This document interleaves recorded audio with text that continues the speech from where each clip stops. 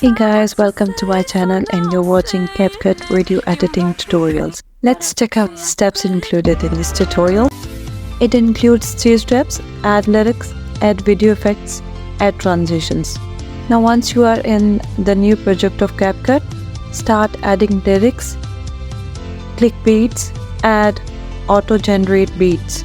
Now synchronize the beats with the lyrics by entering each word on each beat. Style each word differently. I gave red color to the main word from the lyrics. Export it. Upload in new project.